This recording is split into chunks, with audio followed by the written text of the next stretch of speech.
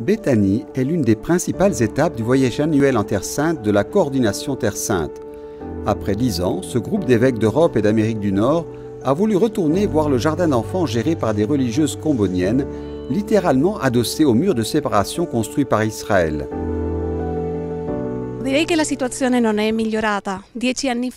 dirais que la situation ne s'est pas améliorée. Il y a 10 ans, nous avions toujours l'espoir que le mur s'ouvrirait, qu'à un moment donné, il ferait au moins un point de contrôle, un contrôle militaire, qui trouverait un moyen par lequel quelqu'un puisse traverser ce mur. Au lieu de cela, ces dernières années, le mur s'est définitivement fermé et les enfants qui venaient de l'autre côté, du côté palestinien, n'ont plus accès à l'école.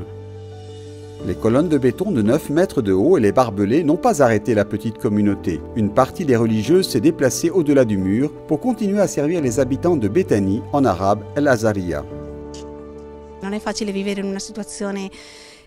n'est pas facile de vivre dans une situation de tension, de se retrouver parfois pris au piège entre ces deux peuples que nous aimons et dont nous faisons partie, mais qui s'affrontent encore dans notre maison, en plein dans notre jardin. Je pense qu'il est très important que les évêques connaissent la situation telle qu'elle est, sans être teintés d'un côté ou de l'autre par des intérêts partiels. Qu'ils connaissent la vie des gens comme ça, sur place, et dans ce cas, notre vie. Nous avons une histoire à raconter, l'histoire de ce morceau de mur. Mais le mur fait plus de 800 km de long, et chaque morceau a sa propre histoire. Le travail aux côtés d'enfants bédouins qui vivent dans de véritables cabanes en tôle sur les collines environnantes représente une autre des activités des religieuses comboniennes racontées aux évêques non sans émotion.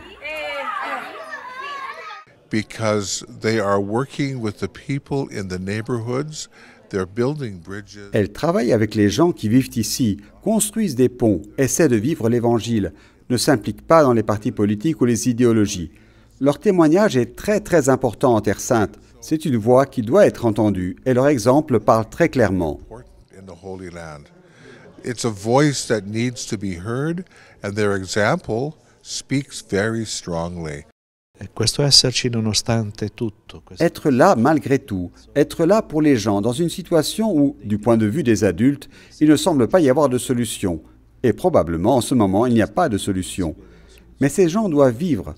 Donc, ils ont besoin de quelqu'un qui vive avec eux, qui les aide dans leurs besoins, qui partage la vie avec eux. C'est un signe qu'aucune guerre, aucun mur, aucune haine ne peut abattre.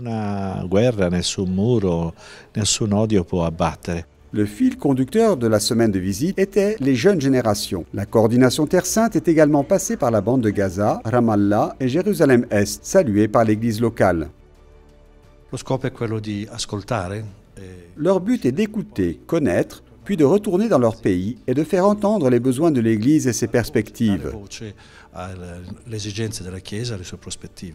Je pense qu'il est facile pour nous, en provenance de l'Occident, en particulier dans des pays comme l'Angleterre, d'où je viens, de mettre la tête dans le sable, de penser que nous vivons à des milliers de kilomètres et que, par conséquent, tout cela ne nous concerne pas vraiment.